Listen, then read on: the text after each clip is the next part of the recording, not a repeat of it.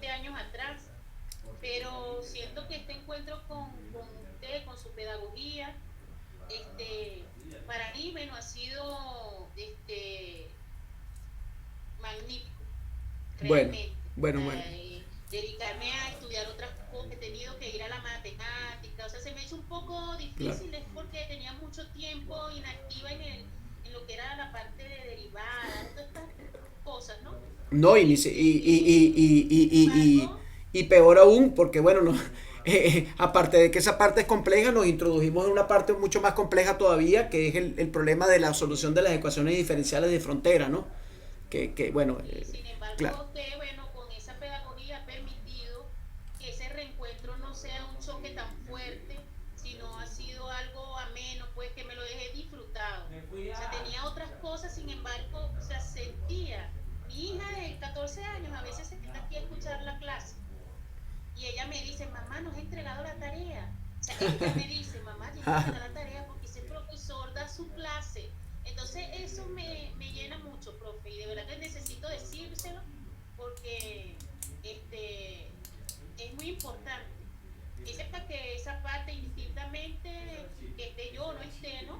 Claro. Esa pedagogía que usted está impartiendo creo que es muy positiva para captar a todas esas personas que están por allí divagando, que no se atreven, pues también por miedo, porque yo hablé con un profesor de física hace poco, que también egresó del CISOMAR, me decía, no, profe, yo tengo miedo, yo tengo tiempo que no veo física, me da miedo. Bueno, pero hay que Entonces, invitarlo, profesora, tiene que traérselo y lo sí, invitamos sí, y lo vamos a meter sin ningún compromiso. Usted puede decirle a él que puede entrar a las clases sin ningún tipo de compromiso, sin pagar absolutamente nada, porque creo que una de las maneras más directas de dar propaganda, claro, hay todo, es decir, la educación ahorita amerita mucho de toda esta parte que tiene que ver con el marketing, porque en este momento pues la educación está metida dentro del el problema educativo. No es que se ha vuelto un problema comercial, sino que simplemente, bueno, la gente tiene que a través de todas estas estrategias de marketing,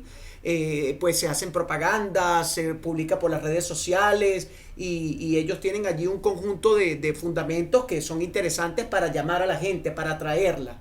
¿Ok? Es allí donde la parte esa tiene que ver, pero creo que una manera también de captar es precisamente invitando a la gente a las clases, que la gente se sienta en un sitio ameno de discusión, un espacio donde se intercambian ideas entre profesores, porque al final de cuentas yo también soy un profesor más. Lo único es que tengo un poco más de experiencia que ustedes, porque bueno, tengo más tiempo formándome, una cantidad de cuestiones. Pero de verdad que la idea es esa, ¿no? Y por supuesto esa pedagogía que usted dice, bueno, eso se lo debo yo al pedagógico, ¿no? A los maestros que tuve, Arcángel, a la profesora Maite Andrés, que es mi tutora de tesis doctoral. Es decir, todo lo que aprendí yo con esa cantidad de profesores allí, Luis González, y cuestiones que yo entré bastante joven al pedagógico. Y entonces, bueno, yo venía, claro, de una formación en física, pero yo no sabía un carrizo de pedagogía. Yo había dado clases en bachillerato. Tenía así un amor por la educación importante, pero bueno, en el pedagógico terminé de desarrollar esas cuestiones. El pedagógico es un sitio especial por eso, porque el pedagógico forma docentes de verdad. ¿Ok? Forma docentes. Y bueno, y la idea precisamente de esta maestría es que el estudiante que entre a la maestría entienda de que no se puede dar clase de física si no se sabe de física, ni tampoco se puede dar clase de física si no se conoce sobre la enseñanza y el aprendizaje de la física. Es decir, que aquí el problema es doble, porque hay que saber física y hay que saber también sobre educación.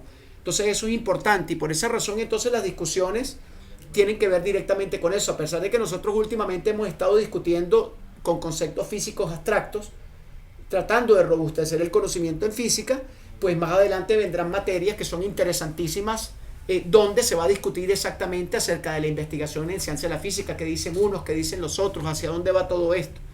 ¿Ok? Perfecto. Bueno, entonces fíjense, vamos a tratar entonces nosotros de trabajar un poco, como les dije, entre la clase de hoy y la clase que viene, con el campo magnético estable, ¿no? Como les dije, la semana que viene les voy a compartir a ustedes unos videos con algunas resoluciones de problemas de la parte del contenido 3, la parte uno que tiene que ver con corriente eléctrica y para que por supuesto ustedes tengan allí en esos videos una guía de cómo trabajar en el tercer parcial que vamos a publicar. ¿Ok? Entonces fíjense, cuando uno habla del campo magnético estable, está hablando de un conjunto de fenómenos que están relacionados directamente con la idea la idea intuitiva o la idea fenomenológica de lo que es el campo magnético, ¿no? Es decir, de uno desde que está muy pequeño, pues comienza a jugar con imanes, comienza un poco a ver efectos que tienen las corrientes eléctricas sobre, por ejemplo, un televisor. Si uno le coloca un imán cerca de una corneta o cerca de un televisor, se da cuenta de que la imagen se distorsiona o se distorsiona la señal de sonido. Bien, y el concepto de campo, en este caso de campo magnético, debe sonarnos más o menos familiar. Bien, vamos a leer un poquito lo que dice la diapositiva, porque eso nos va a permitir a nosotros entrar un poco en el contexto, que fue algo que preparé aquí para leer con ustedes. Bien, fíjense, en este momento el concepto de campo debe sonarnos familiar. ¿Por qué nos suena el concepto de campo familiar? Porque nosotros venimos haciéndonos una idea acerca del campo. Primero empezamos a hablar un poco del campo electrostático. Primero empezamos a hablar en el curso de mecánica del campo gravitacional. Bien, que quizás es el campo más común, porque es el campo donde nosotros vivimos a diario. A pesar de que el campo eléctrico, y es el campo que, con el cual tenemos las experiencias más directas desde el punto de vista sensorial. Sin embargo, el campo eléctrico también es un campo con el cual tenemos nosotros un contacto directo desde el punto de vista fenomenológico, como seres humanos. ¿Por qué? Porque sencillamente nosotros experimentamos fenómenos eléctricos que tienen que ver con cargas estáticas, con cargas en movimiento, con corriente eléctrica.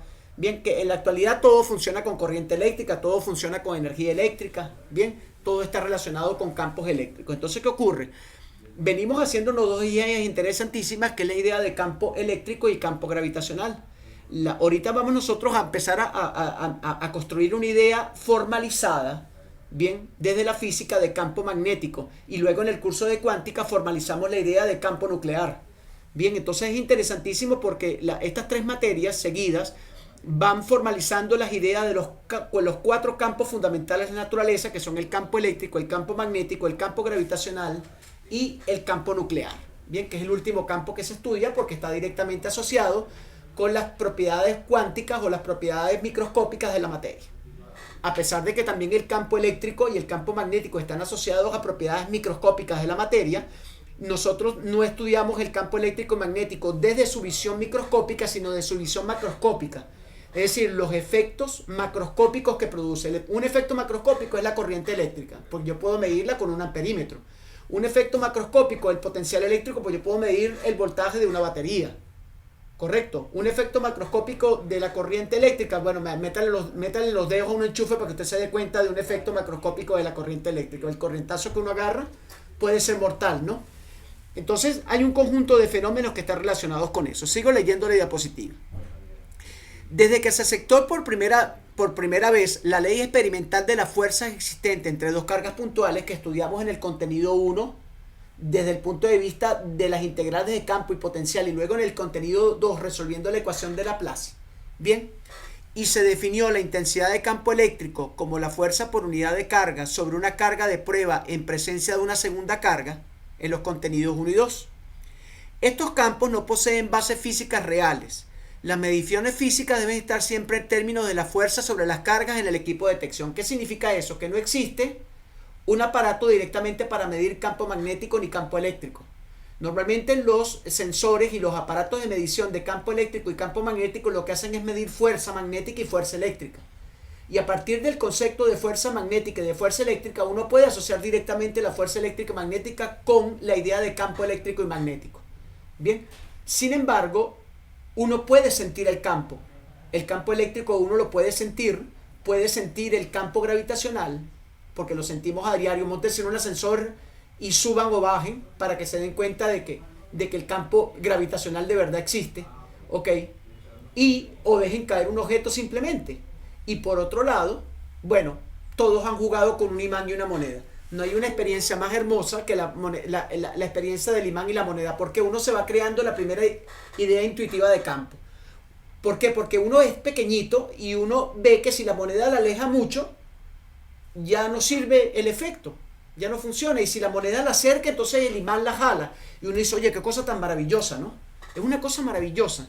Entonces, ¿qué ocurre? Bueno, nosotros a partir de esas ideas intuitivas que tenemos desde que somos niños, vamos a tratar de formalizar las ideas que se vienen formalizando desde el pregrado y que aquí en posgrado vamos directamente a formalizar ya discutiendo un poco de manera más profunda, bien, esa idea de campo magnético. Bien. Bien, entonces, aquellas cargas que son las fuentes producen fuerzas medibles que se ejercen sobre otras cargas, las cuales pueden considerarse como cargas de detección. Eso lo vamos a estudiar un poquito más adelante. El hecho de que se le atribuya un campo a las cargas fuente y se determine entonces el efecto de este campo sobre las cargas de detección, simplemente divide por conveniencia el problema básico en dos partes. Entonces, el problema del campo magnético estable lo podemos nosotros estudiar desde dos puntos de vista distintos. El primer punto de vista, déjenme utilizar aquí la manito, que me gusta más el dedito este acá. Ok, perfecto. El primer punto de vista tiene que ver con el campo creado en el espacio libre por corrientes cuasiestacionarias. Es decir, aproximadamente en el año de 1880, aproximadamente 1875-80, un profesor de física que trabajaba a nivel de bachillerato, llamado Hans Christian Oster, experimentó por primera vez un maravilloso fenómeno.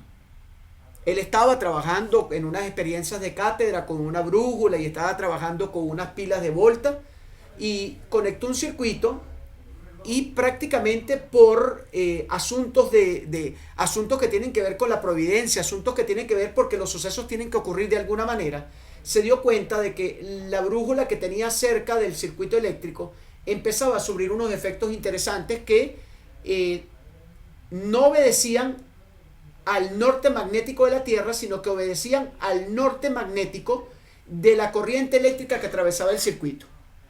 Y entonces el profesor empezó a formalizar esos experimentos y luego, por supuesto, animales de la física. Cuando yo hablo de animales, hablo de grandes fenómenos de la física como Ampère, como Faraday. Empezaron entonces a formalizar matemáticamente y a formalizar experimentalmente esas primeras observaciones de Oster. Entonces, el primer hecho es que las corrientes eléctricas que son flujos de cargas en movimiento excitan el espacio y generan un tipo de fenómeno físico al que llamamos campo magnético estable. Y por otra parte, bien, existen otro fenómeno que tiene que ver con los imanes que son permanentes. Es decir, hay materiales en la naturaleza que tienen propiedades microscópicas que los hacen imanes.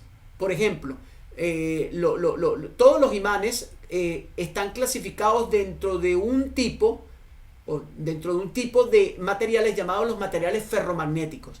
Los materiales ferromagnéticos son aquellos materiales, bien, que tienen unas propiedades de tipo cuánticas relacionadas con el spin magnético, tal de que esas propiedades cuánticas hacen que esos imanes puedan manifestar efectos externos a ellos de atracción y de repulsión de otros materiales ferromagnéticos. Entonces tenemos un conjunto de materiales y estos materiales, cuando se acercan a un circuito eléctrico, también pueden producir una corriente. Entonces uno dice, oye, qué cosa tan maravillosa. La corriente eléctrica puede producir campo magnético y el campo magnético puede producir corriente eléctrica. Y de ahorita en adelante nos vamos a dedicar a estudiar eso hasta que lleguemos al último contenido en el cual asociemos el fenómeno eléctrico al fenómeno magnético y construyamos el campo definitivo de la actualidad, que es la teoría electromagnética. ¿Ok? Entonces partimos de dos ideas fundamentales para este contenido. Una idea que asocia a la producción de campos magnéticos a partir de corrientes eléctricas y otra idea que asocia a la producción de corrientes eléctricas a partir de campos magnéticos. Entonces, vamos a ver cómo abordar ese problema. Por el momento vamos a abordarlo única y exclusivamente para campos magnéticos estáticos. ¿Bien? ¿Alguna pregunta, profesoras, hasta el momento? ¿O podemos continuar? Perfecto. Entonces, fuentes del campo magnético. Muy bien, vamos a empezar entonces a discutir esto acá, a formalizar la idea de campo magnético, más allá de la idea de la experiencia que tenemos con el imán. La fuente de un campo magnético estable puede ser un imán permanente, un campo eléctrico que cambia linealmente con el tiempo. Escuchen bien todo. una corriente directa. ¿Ok? En el primer caso, bien, un imán permanente produce un campo magnético estable. ¿Qué significa un campo magnético estable? Un campo magnético que está representado por una función vectorial de campo que no depende del tiempo. Es decir, que genera un campo magnético en el espacio que es estacionario, es decir, no cambia en el tiempo. Bien. Un campo eléctrico que cambia linealmente con el tiempo. Bien, entonces el campo eléctrico que cambia linealmente con el tiempo, que es una función del tiempo, también puede producir un campo magnético, pero entonces no estamos cayendo dentro del ámbito del campo magnético permanente. Estamos cayendo también dentro del campo magnético permanente. ¿Qué ocurre? Que un campo eléctrico que cambia linealmente con el tiempo puede producir una corriente eléctrica de la misma naturaleza y producir a su vez un campo magnético, que vamos a formalizar más adelante. Y por último, una corriente directa. Si uno toma un alambre y lo acerca a unas limaduras de hierro, se va a dar cuenta de que las limaduras de hierro pues no son atraídas por el alambre. Pero si uno conecta el alambre a una pilita y forma un circuito cerrado tal de que haya un flujo de cargas que atraviesa el alambre, cuando uno acerca las limaduras de hierro al alambre, las limaduras de hierro son atraídas por el alambre. Entonces uno dice, oye, qué cosa tan maravillosa. Bastó simplemente con generar un campo eléctrico entre los extremos del alambre, bien, a través de una polaridad dada por la pila, para yo generar un campo magnético. Entonces, fíjense ustedes qué interesante el asunto. Continuamos. No se tomará en cuenta el imán permanente, bien, porque el imán permanente es un estudio que se hace directamente en un área de la teoría electromagnética llamada en este caso el magnetismo en la materia. Sin embargo, nosotros más adelante yo voy a prepararles a ustedes un pequeño video como cuestión extra del curso, donde vamos a tener una pequeña introducción a lo que sería el campo magnético en la materia. ¿Por qué no se estudia el campo magnético en la materia? Porque la matemática que se amerita para poder estudiar el campo magnético en la materia no es una matemática que está al alcance de nosotros. Simplemente esa es la razón.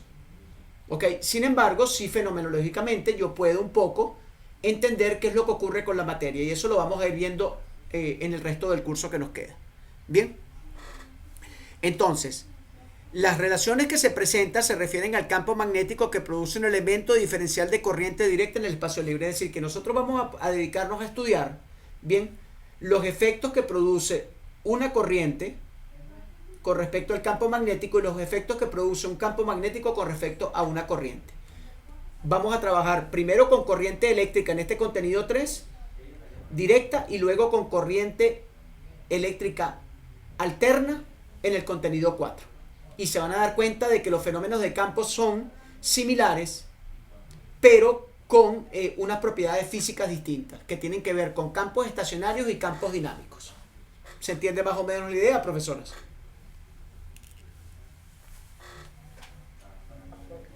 Bien, perfecto. Entonces, para poder nosotros formalizar a la idea de campo magnético, tenemos primero que definir algunos conceptos físicos desde el punto de vista operacional y desde el punto de vista nominal. Recuerden ustedes que todos los conceptos físicos están compuestos de dos definiciones. Una definición nominal, que es la que genera un homomorfismo. ¿Qué es un homomorfismo? Un homomorfismo es el puente de conexión directo, lógico, sensorial, que me permite a mí, a partir de la observación de un fenómeno, generar una definición.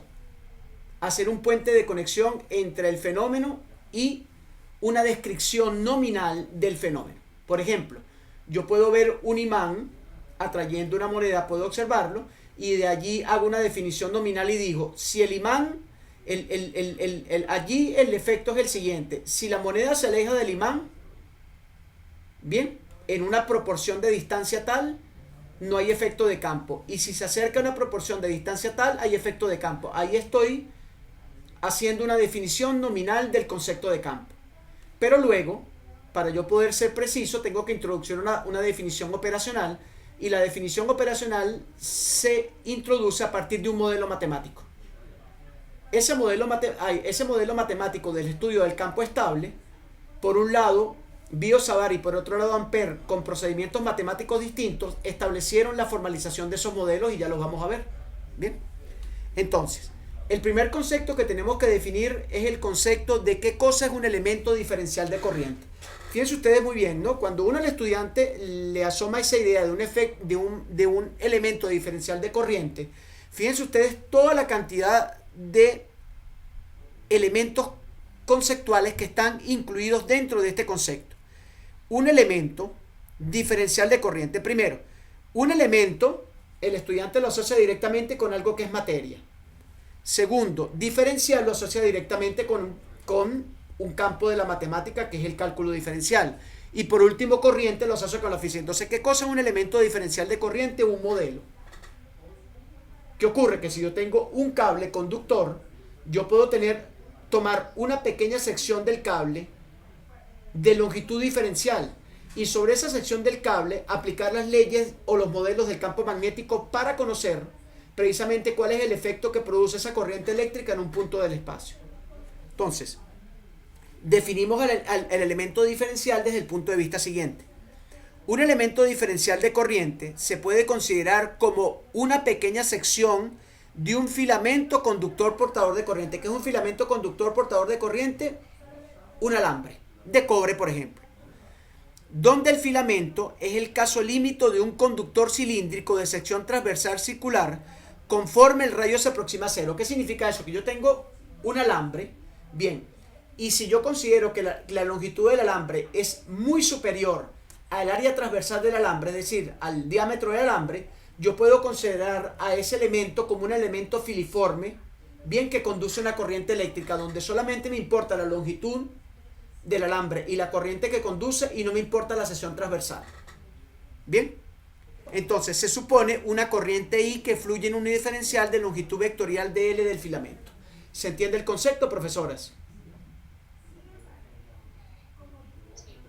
Bien, Darling, ¿estamos bien allí? Perfecto. Entonces, fíjense, para nosotros poder estudiar el efecto que produce un elemento diferencial de corriente en un punto del espacio, suponiendo que el espacio es vacío, ¿no? Porque si al espacio le metemos cualquier otra fuente de campo alterna o le metemos por allí propiedades, por ejemplo, como bueno, el aire no, porque el aire es muy parecido al vacío desde el punto de vista de sus propiedades físicas, pero metemos un medio que tenga atenuación, un medio que tenga por allí iones libres, el problema es sumamente complejo y no se resuelve en un curso ni siquiera de posgrado, sino de doctorado, porque estamos hablando de un problema de múltiples condiciones de frontera. Entonces, vamos a estudiar al elemento filiforme, qué fenómeno produce en un punto del espacio vacío, donde las propiedades del espacio vacío nosotros las conocemos claramente, que son epsilon 0, la constante dieléctrica del medio, y mu sub 0, la constante de permitividad magnética, que vamos también a volver otra vez a repasar más adelante. Entonces, desde el punto de vista de la formalidad física, para poder estudiar el efecto que produce una corriente eléctrica en el espacio, bien, que conocemos como fenómeno de campo magnético estable, la física utiliza dos leyes. La primera ley es la ley de Biot-Savart y la segunda ley es la ley circuital de Ampère, que son leyes que ustedes estudiaron en pregrado, que seguramente oyeron mencionar en el bachillerato, pero que nosotros vamos a formalizar desde el punto de vista físico en esta clase y en la que viene. ¿Ok? ¿Continuamos, profesoras, o alguna pregunta? Perfecto. Entonces, vamos a tratar primero de partir de la idea intuitiva, de la idea fenomenológica, para generar un homomorfismo. Como les dije, un homomorfismo es un puente lógico conceptual que se genera entre el fenómeno y el modelo matemático. Bien, normalmente nosotros vivimos haciendo homomorfismos y dependiendo de qué tan desarrollados estén nuestros campos conceptuales, somos capaces de hacer la condición directa. Bien, la conexión directa entre eso. El estudiante de bachillerato y el estudiante de los primeros semestres universitarios, eso le cuesta mucho. Y eso es un campo importante de la investigación en educación, en la enseñanza y de la educación en física, es decir, en la enseñanza y el aprendizaje de la física. Bien, es un campo que tiene que ver con la enseñanza y el aprendizaje de conceptos, una de las cosas más difíciles en el campo de la ciencia. Entonces, vamos a partir del fenómeno. ¿Qué ocurre? Experimentalmente, fíjense ustedes la diapositiva que está acá. Fíjense ustedes que esto es un circuito eléctrico, bien, que está conectado directamente a una fuente de poder. Fíjense ustedes que este es un alambre de cobre, ¿ok? Y fíjense ustedes que el alambre de cobre directamente está conectado aquí por una soldadura, lo cual permite que siga habiendo conducción y atraviesa una hoja. Bien, fíjense ustedes que cuando pasa una corriente eléctrica por el alambre, hay un efecto interesantísimo de que las limaduras de hierro que se colocan alrededor del alambre se agrupan de esta manera, ¿no? Entonces uno dice, oye, qué cosa tan maravillosa, ¿no? Yo puedo aquí, lo que no puedo ver desde el punto de vista fenomenológico, es decir, observar del campo gravitacional, lo puedo ver en el campo magnético. ¿Por qué? Porque fíjense ustedes que las limaduras de hierro se alinean de tal manera que parece que formasen círculos concéntricos alrededor del alambre. Entonces, experimentalmente se puede observar que si se genera una corriente continua a través de un conductor, en este caso el alambre de cobre, se genera un campo radial alrededor del alambre. ¿Por qué se llama campo radial? Porque es un campo circular, el cual se puede visualizar esparciendo limaduras de hierro en la zona del campo. Es uno de los experimentos más interesantes que hay y que los estudiantes logran generar un homomorfismo directo del fenómeno con el concepto. ¿Ok? El estudiante, al ver estas líneas de campo que se generan acá, ¿ok? Al ver esta línea de campo que se genera acá, genera un homomorfismo. ¿Qué significa eso? Que genera un puente de conexión entre el fenómeno físico y el concepto de campo. ¿Por qué? Porque lo puede ver, se aprecia. Ahí está en el dibujo. Ahí está en el dibujo, no, disculpen, en la representación icónica, que en este caso es una foto de algo que se puede generar en el laboratorio y que ustedes en un momento determinado seguramente experimentaron. ¿Ok? Entonces fíjense, vamos a continuar.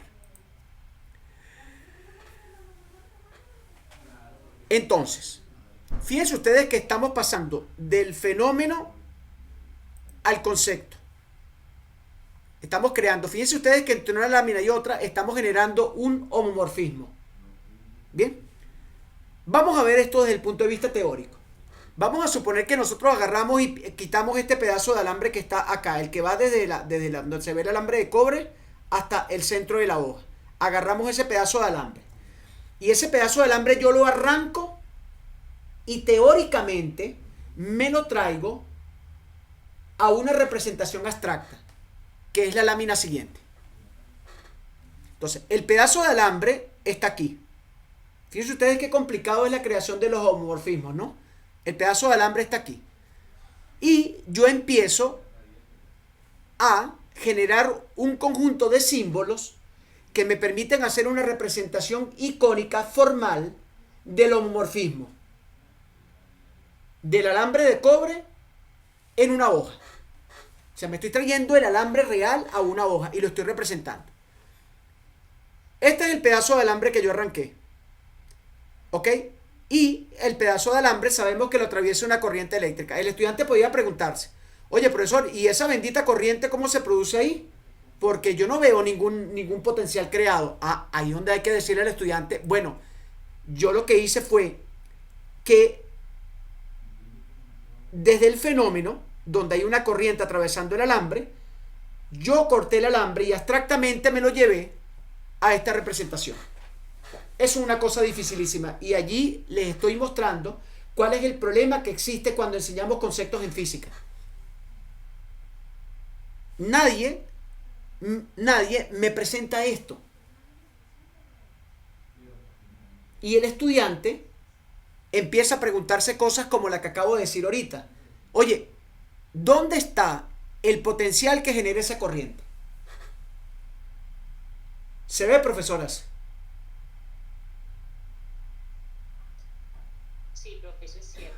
Ok, entonces, partiendo del homomorfismo, que es el puente de conexión entre el fenómeno y el alambre, entonces yo le digo al estudiante, le digo, bueno, mira, ya nosotros acá en la representación que tenemos hemos supuesto que una corriente eléctrica atraviesa el alambre. Y empezamos, ¿por qué? Porque necesitamos ese modelo abstracto, teórico, para poder formalizar la idea de campo desde el punto de vista matemático.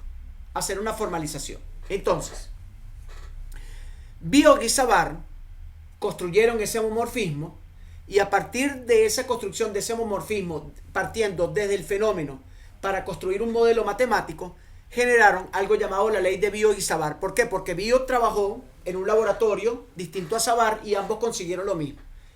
¿Por qué? Porque provenían o estaban trabajando en un programa de investigación en laboratorios distintos. Bien, entonces, ¿qué ocurre? Bueno, la ley recibió el nombre porque los dos publicaron aproximadamente en el mismo tiempo. Estamos hablando de mediados del siglo XIX, 1800 y tanto, 1850-60, publicaron la ley de Biot-Savart. Bien, y la física terminó pues acreditándole la ley a ambos. O sea, ¿qué dice la ley? Bueno, después de crear el homomorfismo entre el fenómeno y el concepto, entonces yo tomo el pedazo de alambre y entonces aplico el concepto que vimos anteriormente. Vamos a recordarlo. ¿Cuál concepto? El concepto que está relacionado directamente con el elemento diferencial de corriente. ¿Qué cosa es un elemento diferencial de corriente? Bueno, yo agarro una pequeña sección transversal del alambre que se supone que es diferencial, microscópica, y defino una porción o un pedacito del alambre a la cual le llamo diferencial de corriente. Ese diferencial de corriente va a tener una longitud y la longitud también es diferencial. Bien, entonces, ¿qué es lo que yo quiero estudiar? Si yo coloco el alambre en el espacio y defino un punto cualquiera del espacio, la ley de Biot-Savart me dice que el efecto de la corriente que atraviesa el alambre va a generar en el espacio un campo magnético estable. Lo demostraron experimentalmente Biot y Savart, y después de demostrarlo experimentalmente construyeron el homomorfismo para construir entonces la idea formalizada del modelo matemático de campo. Entonces, ¿qué ocurre? La porción de alambre genera un campo en un cierto punto del espacio. Entonces, ¿qué ocurre? Ya yo no voy a trabajar sobre todo el alambre completo, sino que trabajo únicamente sobre la porción.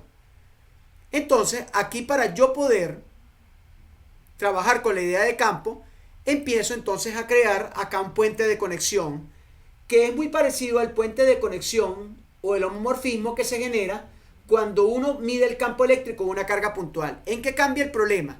En que en vez de tener una carga puntual, yo lo que tengo es un diferencial de corriente.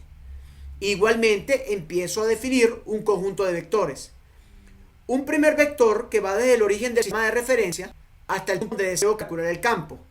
A ese vector, yo lo llamé en un momento determinado el vector R'. Bien, luego genero un segundo vector que va desde el origen del sistema de coordenadas hasta el punto donde deseo calcular el campo. Y a ese vector yo lo llamo el vector R. Bien, y luego existe un vector que va desde el punto fuente, que es el punto donde se encuentra el diferencial de corriente, y el punto campo, que es el punto donde yo deseo calcular el campo, al cual yo voy a llamar el vector R mayúscula. ¿Ok? Entonces, yo defino R mayúscula desde el punto de vista vectorial como el R, que es el vector que va desde el origen hasta el punto campo, el vector, que es el vector que va desde el origen hasta el punto fuente. ¿Quién es el punto campo? El punto donde yo deseo calcular el campo. ¿Quién es el punto fuente? El sitio o el lugar del espacio donde se encuentra ubicado el diferencial de corriente.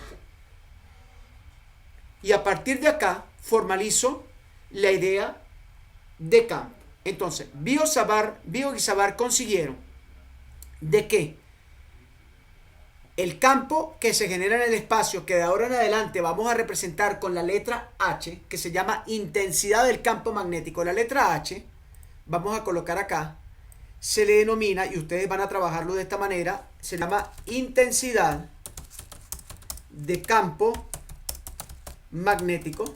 Ok, es la letra con que vamos a trabajar de ahora en adelante. Bien, intensidad de campo magnético. Bien, Biot y Savart consiguieron de que la relación que existe entre el diferencial de corriente y el punto donde yo deseo medir el efecto que produce ese diferencial de corriente a nivel de campo magnético estable está dado por una ecuación matemática que vamos a llamar la ecuación número 13. Recuerden que venimos trabajando con un bojote de ecuaciones, esta es la número 13. donde H es el vector de intensidad de campo magnético y el campo se calcula a través de la integral bien cerrada de I, que sería la corriente que atraviesa el alambre, de L, que sería el tamaño del diferencial de corriente, y AR, que es un vector unitario, un vector o un versor o vector unitario que apunta en la dirección del campo, es decir, que va desde el elemento de corriente hasta el punto donde deseo calcular el campo. 4pi, que en este caso sería el elemento de